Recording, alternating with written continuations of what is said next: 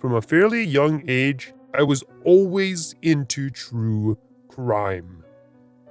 The fascination wasn't the crime itself, but more so the people who were committing said crime. The older I got, obviously, the more knowledgeable I became, and true crime became even more intriguing. By the time my parents were hounding me about college, I had already decided what I wanted to do.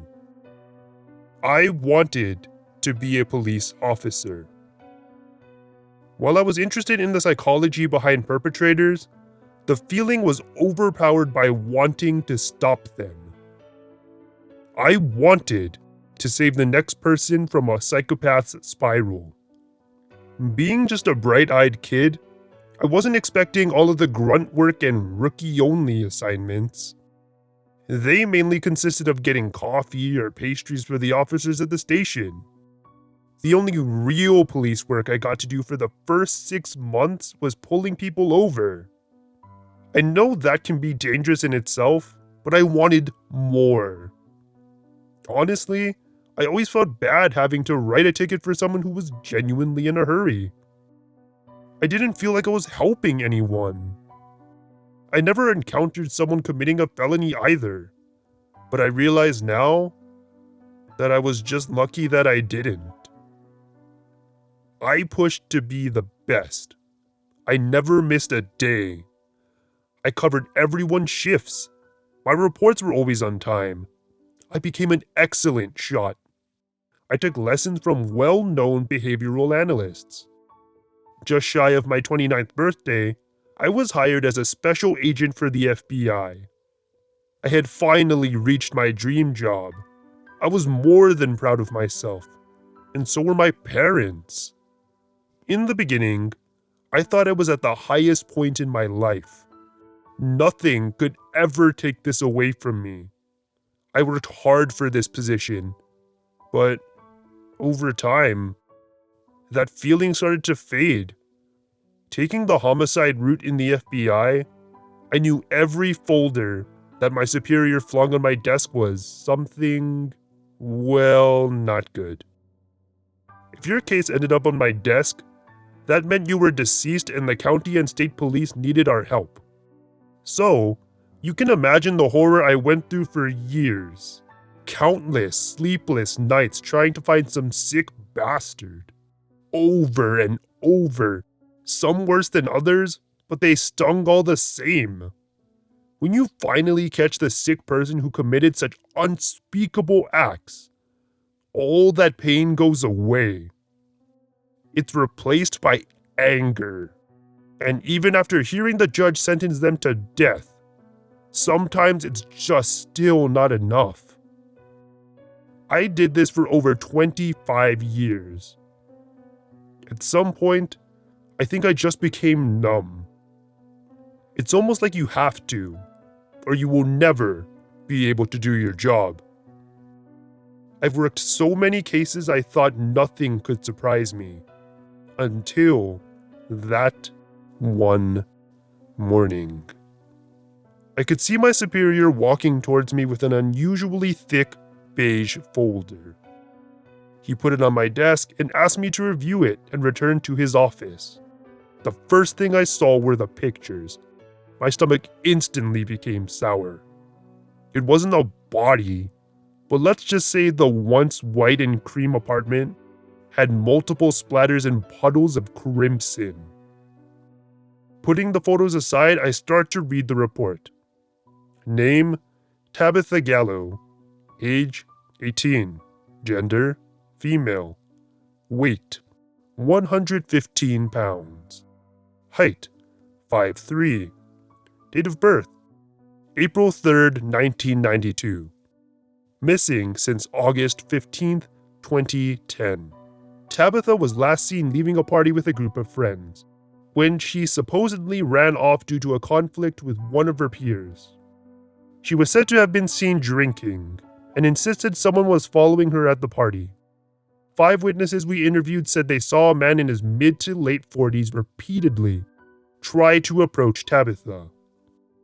Each witness recalls Tabitha relaying awkward gestures to the man before walking away from him.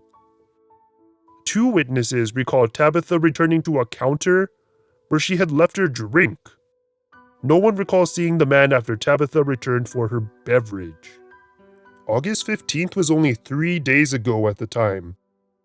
Not only was it highly unusual for me to receive a missing persons case, since I was part of the homicide unit, but it had only been 3 days?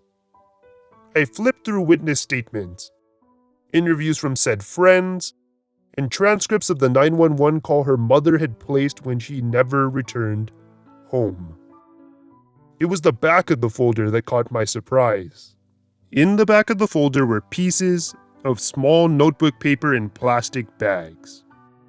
I remember thinking it was extremely odd that they would put evidence in any folder. Attached to the plastic bags was a sticky note. "Put gloves on," it read. I opened my left cabinet and pulled out a pair of latex gloves. As I put them on, a sense of dread washed over my body. I could feel myself getting pale. Inside the plastic bags were handwritten notes. Most were dirty, but some of them had blood. They were confirmed to be Tabitha's handwriting. It said they were found along the highway at gas stations. Now, this was a very rural area, so the highway in question went through multiple states. Each one of these gas stations were also very far from one another. Each letter was in order. The day after she went missing, the first note was made. Dated for the 16th, it read, "Please help me. I'm with a man who's hurting me. I was at a party last night and was kidnapped. Please send help, please." The note was bloodied and the writing seemed to get more frantic towards the end. I carefully slipped it back into the plastic bag. I reached for the next note and pulled it out. It was dated for the 17th. It read, "I'm lost and I don't know where I am anymore. I don't know what to do. He keeps giving me medicine. It's making me forget things and I can't forget. I need to keep writing. Someone will find this. Someone will help me. I'm scared. I don't want to die." Vomit filled the back of my throat, but I kept it down. I slipped the note back into the plastic bag, and I put out the last note. I admit, even after seeing 25 of seeing brutal attacks and deranged motives, my hands were trembling. The last note was dated for the current day, the 18th. The note was bloodier than the rest, but not torn or crumpled. It wasn't dirty either. It read, "He's going to kill me. I know he is. I want it written down what he did to me." This part of the note was very graphic, but she explains the torture she endured over the last few days. It's inhumane, it's disgusting, and I won't repeat it. "I want my mother and father to know how much I love them, and I'm grateful for the time God has given me. I don't want to go like this, but my body is failing. I'm sorry I couldn't be stronger." Tears rolled down my face. A man in his mid-50s, sobbing.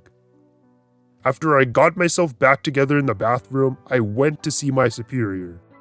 Trying to keep my normally stern composure, I entered his office. "Special Agent Keynes, please take a seat," he said calmly. I walked over to the wooden chair that sat in front of his oversized desk and sat down. "Why are you assigning me a missing persons case? I don't deal with these sorts of crimes," I asked respectfully. "You've been assigned to fly out to Ohio to continue this case. The Ohio State Police found the last letter today and called us. They say it's beyond what they can do. They need our help. His posture remained still and he sounded almost robotic. Sir, respectfully, if there is no body, there's no need for me or my unit to fly out there. This should be the Department of Missing Persons case. I said as kindly as I could. The real reason I didn't want to take it was because I knew why it didn't make it to the Missing Persons unit. They believe she's no longer alive based on new evidence. There is no body, but county police found a trail of blood matching the victims. It's a lot, if you get what I'm saying. Look, you're the best homicide detective we have. If anyone can find her body, it's you. His posture had loosened and his words started to sound like a plea. All right, I agreed reluctantly. I packed my things. Good. Your flight leaves in 2 hours. Call me when you land. His posture was straight and his words were stern again.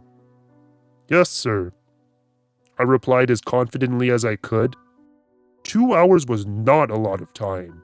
I packed everything I needed for my desk, headed home and grabbed clothes and hygienics, and left for the airport. It was only a 3-hour trip. During my flight, all I could think of was that girl. A middle-aged man scared to death of something I've done 1,000,000 times. This was different, though. I was sent out to find a body and a psychopath who's also a possible murderer. I couldn't sit still the entire time. I couldn't even look out of the window because all I could think about was if I was flying over her while she pleads for help. When I finally landed, I was greeted by Ohio State and County Police. They led me back to their station, where we reviewed everything they had so far. It wasn't long before a state trooper and I headed out to take a drive along the highway where the notes were found. We stopped at each gas station, and I inspected every square inch of each one. I stayed in a hotel close to the station.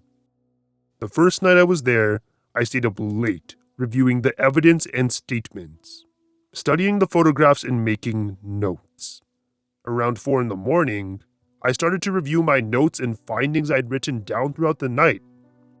I was about to finally go to sleep when I started making the connection. It was only a theory, but it was more than what the local police were doing. The following day, I returned to the station. Before anyone could offer me, well, anything, I requested to go for another drive. I asked for the same officer as the previous day, and he was happy to oblige. Small talk was made as we drove along the highway. I started to ask subtle questions. Officer to agent kind of conversation. The guard he held up from yesterday was starting to go down, and I could tell I was starting to gain his trust. I'm still not sure to this day how he didn't realize it was an interrogation. When we arrived back at the police station, I asked the captain if he'd like to go for a coffee, and he agreed. I could tell he knew I had found something. When we were out of hearing range from the others, I started to explain to him that the state trooper who took me on the ride to investigate each gas station wasn't being completely honest. It turns out he wasn't on duty the night of the party.